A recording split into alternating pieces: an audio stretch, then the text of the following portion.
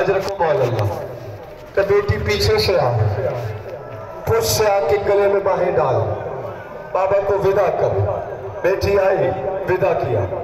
حسین زین پہ سوار ہوئے. مرتجس کی باگیں اٹھائی. مرتجس نے قدم نہیں اٹھایا. حسین نے کہا مرتجس تھک گیا ہے تو میں پیدل چلا جاؤں گا. گردن ہلا کے کہتا ہے مولا میں کوئی انسان ہوں کہ میری وفا کی حد ہوگی. مجھے تو ابھی تک وہ دن نہیں بھولا جب تیری ماں مجھے اپنی چادر میں جو کھلایا کرتا. کہ مرتجس پھر قدم کیوں نہیں اٹھاتے؟ کہ مولا انظر الیہ قدمے، ذرا میرے پچھلے قدموں کی طرف دیکھیے. اب جو حسین نے دیکھا 4 سال کی سکینہ ننھے ننھے ہاتھ زلجنا کے سم پکڑ کے کہتی ہے زلجنا تو مقتل چلا جائے گا، سکینہ یتیم ہو جائے گی. اجرکم اللہ اجرکم اللہ اجرکم اللہ. خدا تمہیں کسی اور غم میں نہ رلائے. رحم اللہ علی اصواتکم. بیٹی کو نہیں کہا کچھ حسین نے، زینب سے کہا سیدہ سکینہ مجھے مقتل میں جانے نہیں دیتی. اگر تمہیں زینب کا جملہ سمجھ میں آ گیا ساری رات رونے کے لیے کافی ہے. آگے بڑھ کے بی بی نے کہا بھیا سکینہ نے تو تیری زندگی میں خود کو یتیم کہنا شروع کر دیا ہے، اور یتیموں کی کیا مجال بادشاہوں کے فعل میں دخل اندازی کریں. پھر زلجنا کے سم کیوں نہیں چھوڑتی؟ کہ آپ کی بیٹی آپ سے سوال پوچھنا چاہتی ہے. پوچھو بچی. کہ بابا میں نے شام اور کوفے کے بازاروں میں خطبے دینے ہیں. اللہ سورہ نساء میں کہتا ہے جب کسی کی میراث بٹتی ہے تو مردوں کا بھی حصہ ہوتا ہے عورتوں کا بھی حصہ ہوتا ہے. بابا آج تیری میراث بٹی. کسی نے ورثے میں برچھی کھائی ہے، کسی نے ورثے میں بازو کٹوائے ہیں، کسی نے ورثے میں اپنے بدن کے ٹکڑے کروائے ہیں. بابا مجھے پوچھنا یہ ہے کہ سارا کچھ بیٹوں کی میراث ہے یا ہمارے لیے بھی کچھ ہے؟ ہاں. اب حسین زین سے جھکے کہ بچی میرے قریب آ. میں اشارہ کر رہا ہوں.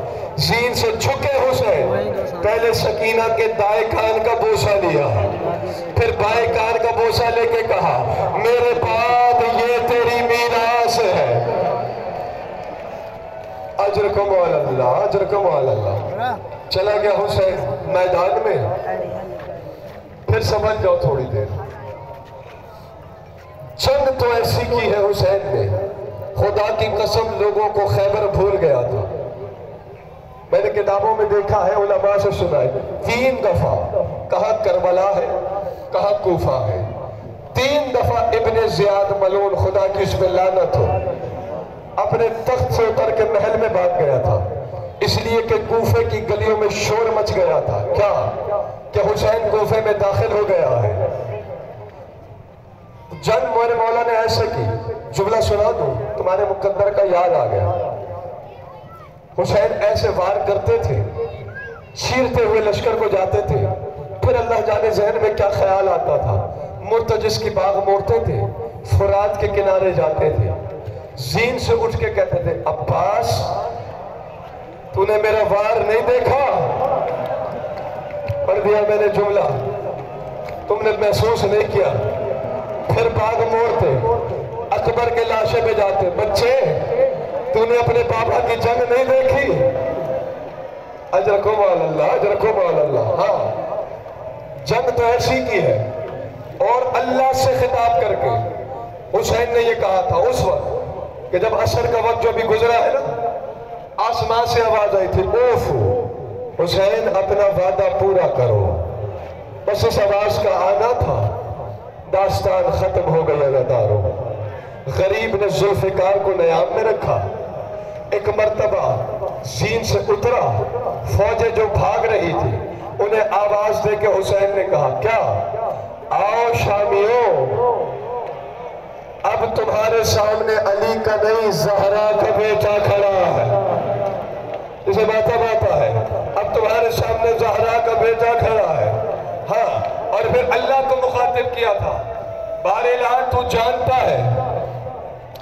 جانتا ہے کہ میں نے اپنے بچوں کو یتیم کیا تیری توحید کی خاطر، ورنہ شامیوں کی جرأت تھی میرے بچوں کو یتیم کرتے. جملہ ہے حسین کا، تب میں نے اپنے بچوں کو خود یتیم کیا ہے تیری توحید کی خاطر، تیرے دین کی خاطر، تیری بقا کی خاطر. اور اب جو کہا نا حسین نے، اب تمہارے سامنے زہرا کا بیٹا ہے. بہت پڑھ لیا میں نے. وہ بھاگی ہوئی فوجیں پلٹی. اب جو فوجیں پلٹی، مرتجز پہ سوار ہوا، تلوار نیام میں ہے.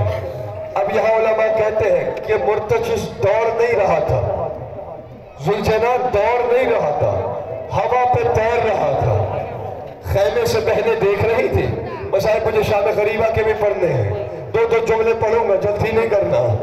ذوالجناح تیر رہا تھا، کیونکہ ساری شہادتیں تم نے عشرے میں سنی ہے. شام غریبہ میں ہم حسین کی شہادت پڑھتے ہیں. تیر رہا تھا ذوالجناح.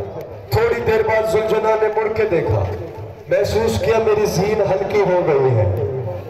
میں نے اشارہ کر دیا. ذوالجناح نے محسوس کیا کہ میرا سوار اب میری پیٹھ میں نہیں ہے. اب جو پلٹ کے ذوالجناح نے دیکھا ہے، منظر کیا ہے؟ لاکھوں مارنے والے ہیں، اکیلا رسول کا بیٹا ہے. کوئی تلوار مارتا ہے، کوئی تیر مارتا ہے، کوئی برچھی مارتا ہے، کوئی پتھر مار رہا ہے. توڑا ذوالجناح حسین کا طواف کرنے لگا.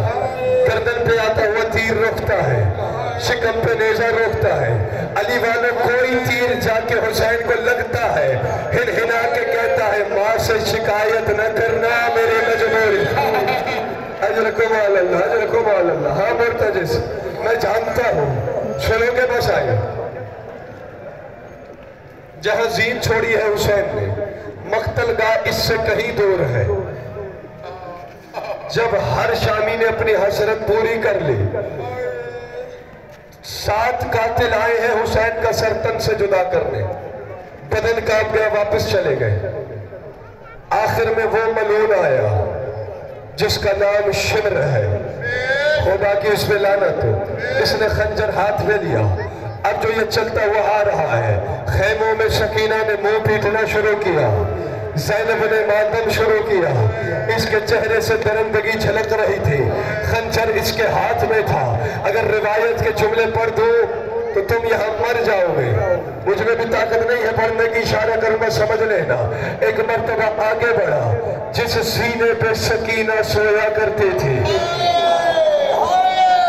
اجرکم علی اللہ، اجرکم علی اللہ. جس سینے کے بوسے اللہ کا رسول لے لے کے نہیں تھکتا تھا، اس سینے پہ یہ شمر ملعون سوار ہوا. اس نے گلوئے مطہر پہ خنجر رکھا. خنجر تو رکھنا ہی تھا آزادارو. وہاں اللہ جانے کیا ہوا. وہ حسین جو اکبر کے لاشے پہ نہیں رویا تھا، دھاڑ مار کے رویا حسین. آسمان کی طرف دیکھ کے کہتا ہے اے اللہ اب حسین غریب ہو. ہائے حسین، ہائے حسین، ہائے حسین. ہاں، جسے نہیں آتا رونا ہاتھ تو سلامت ہے، ہاتھ سینے پہ ہونا چاہیے، ہائے کی صدا بلند ہونی چاہیے. جب کہا نا حسین غریب ہو گیا، پڑھ دوں جملہ، مر تو نہیں جاؤ گے، پڑھو جملہ. جس وقت شمر سوار ہوا ہے نا سینے پہ، حسین کی داڑھی سفید تھی. اس نے سفید داڑھی کا حیا بھی نہیں کیا. پوچھو مجھ سے داڑھی سفید کہاں ہوئی تھی؟ داڑھی ایک لمحے میں سفید ہوئی تھی حسین کی، اس وقت جب اکبر کے سینے میں جھانکا تھا حسین نے. ہاں، کتاب کہتی ہے جب حسین نے سینے میں جھانکا تھا، داڑھی کے بال سیاہ تھے، اور جب سر آسمان کی طرف اٹھایا، فرشتے کہتے ساری داڑھی سفید ہو گئی تھی. اس نے سفید داڑھی کا حیا نہیں کیا، ہاتھ بلند کیا. مجبور نہیں کرو مجھے وہ پڑھنے پہ. خنجر رکھا ہوا ہے. اللہ حسین اب غریب ہو گیا. صدا بلند ہونی تھی. 28 بچے بیک وقت خیمے سے دوڑے. کون کہتا ہے تو غریب ہو گیا؟ لبیک یا مولائی، ہم ہیں نا۔ محراب خنجر میں بھی حسین کی گردن خیمے کی طرف مڑی، بہن بچوں کو روک لو، جو مقتل میں آ گیا وہ زندہ نہیں بچے گا۔ بہن نے بھائی کو پکڑا، ماں نے بیٹے کو پکڑا، ایک بچہ ایسا ہے جسے کسی نے نہ پکڑا۔ جانتے ہو کون ہے؟ قاسم کا چھوٹا بھائی ہے، تمہارے مولا حسن کا بیٹا ہے۔ جب عبداللہ کو کسی نے نہیں پکڑا، خیمے کا در مڑ رہا تھا، بی بی زینب کی نظر پڑی، توڑ کے دامن پکڑا۔ عبداللہ ابھی تو قاسم کی شہادت کا غم تازہ ہے۔ عبداللہ نے رو کے کہا پھوپھی مجھے جانے دے، میرا چچا فریاد کر رہا ہے، پھوپھی مجھ سے برداشت نہیں ہوتا، میرا دامن چھوڑ دے۔ زینب نے نہیں چھوڑا، کتابیں یہی کہتی ہے، یہاں سے زینب نے کھینچا، وہاں عبداللہ نے چھڑایا، دامن کا ٹکڑا زینب کے ہاتھ میں رہ گیا۔ بہت توڑا عبداللہ، بہت توڑا، لیکن اس وقت پہنچا جب 8ویں ضرب چل رہے۔ نہیں آتا جسے ماتم میں کیا کرنے آئے در؟ اجر کو مول اللہ، اجر کو مول اللہ۔ ہاں 8ویں ضرب پہ تیلے چھوڑ دی انبیاء نے، 9ویں ضرب چلی، رسول نے کہا یا علی اب تو جان تیرا بیٹا جانے۔ 10ویں ضرب چلی، حسن نے کہا بابا تم جانو آپ کا بیٹا جانے۔ 11ویں ضرب پہ خیبر شکن، خود علی کہتے ہیں بطول اب تو جان تیرا بیٹا جانے۔ اجرکم اللہ، اجرکم اللہ۔ 12ویں ضرب چل رہی تھی، دلہ زینبیہ بلند ہوا، شریکت الحسین نے آواز دی، اماں ایک بال ٹوٹتا تھا تو ساری رات روتی تھی، چھولی میں حسین کٹوا رہی ہے، اماں تم آنکھیں بند کرو، زینب جانے حسین۔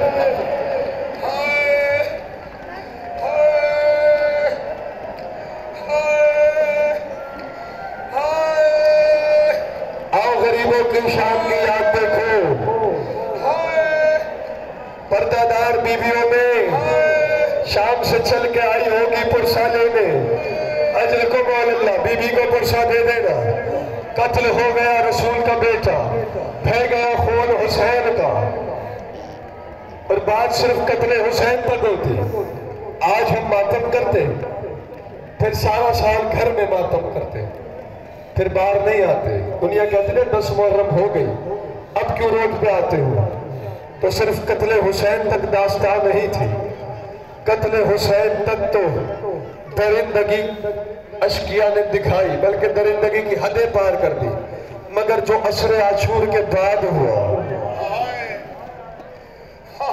ہاں وہ کہتے ہیں کہ فوجیں لوٹنے آئی تھی، غلط کہتے ہیں وہ۔ اگر تمہیں اشارہ سمجھ میں آ گیا قبر تک ماتم کرو۔ وہ کہتے ہیں فوجیں لوٹنے آئی تھی، اگر لوٹنے آتے تو پیدل آتے، وہ پیدل نہیں آئے تھے، گھوڑے پہ سوار ہو کے آئے تھے۔ میں دیکھتا ہوں کتنا پتھر ہے تمہارے دل میں، میں روایت پڑھ رہا ہوں تو تم نے مجھے مجبور کر دیا ہے پڑھنے پہ۔ کچھ چہرے ایسے بیٹھے ہیں حیرت سے مجھے دیکھ رہے ہیں کیا ہو رہا ہے۔ پڑھو جملہ، کوئی مرد خیمے میں نہیں ہے، ایک غیرت کا بیمار ہے، فوجوں نے چاروں طرف سے خیموں کو گھیر لیا، ایک ملون آگے بڑھا، فرات کے کنارے گیا جہاں عباس کا لاشا پڑا ہوا تھا۔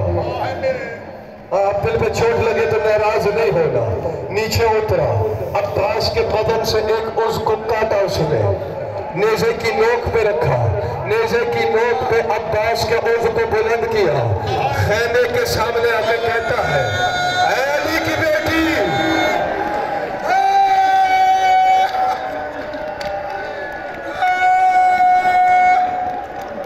علی کی بیٹی زینب بنت علی، یہی ہے وہ عباس جس کے سارے مدینے چھوڑا تھا، یہی ہے وہ عباس جس کے پیروں پہ سکینہ سوتی تھی۔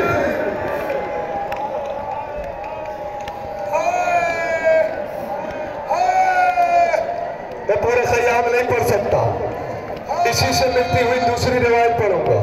یہ خیمے جلانے سے پہلے کی بات ہے کہ عباس کا عضو بلند کیا نوکے نیزہ پہ اور شہزادی کو مخاطب کر کے کہا یہی عباس ہے جس کے سارے مدینے سے چلی تھی، اسی عباس پہ مان تھا۔ اور اس کے بعد جو ہوا، مشرق کے گھوڑے مغرب کو دوڑے، مغرب کے گھوڑے مشرق کو دوڑے، خیموں میں آگ لگ گئی، علی کی بیٹی عباس بن کے بچوں کو سنبھال رہی ہے۔ توجہ نہیں تو میں نے سارا خیام چھوڑ دیا ہے، بچوں کو ایک ٹیلے کے نیچے جمع کر رہی ہے کہ ایک ملعون نے پھر نیزہ اٹھایا اور وہ فرات کے کنارے گیا، تو فوجیوں نے عباس کے لاشے کو اٹھایا، شمر ملعون نے ایک چادر نیزے پہ رکھی۔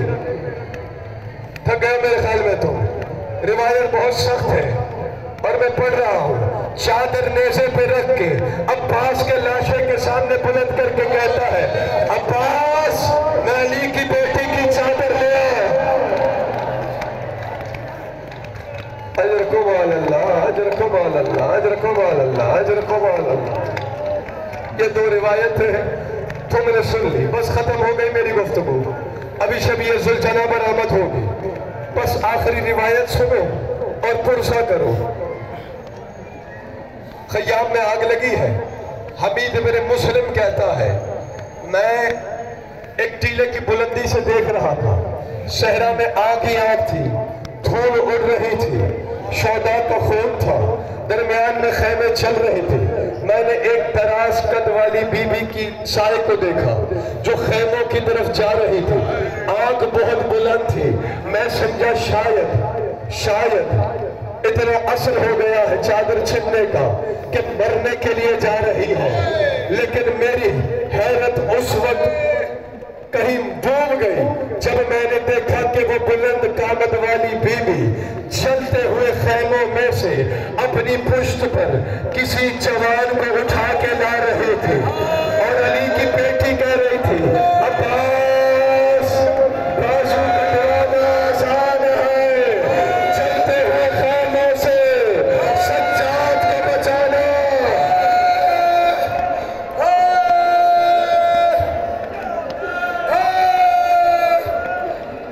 ہاں جسے آتا ہے ماتم، جسے آتا ہے ماتم، جسے آتا ہے ماتم، جلدہ خانو ایک مرتبہ ہاتھوں میں رسیاں آئے، بس آخری روایت ہے، زلزلہ لے کے آنا، آخری روایت ہے، ادھر لے آؤ سامنے۔ جب ہاتھوں میں رسیاں آ گئی، قید ہو گئے بچے، ایک مرتبہ بیٹھے رہو، ایک سن کے پھرا، ایک مرتبہ بہن آگے بڑھی، جلدی نہیں کرنا، بہن آگے بڑھی، زینب پتھر ہٹا رہی ہے کہ میرا بھائی کہاں ہے، جہاں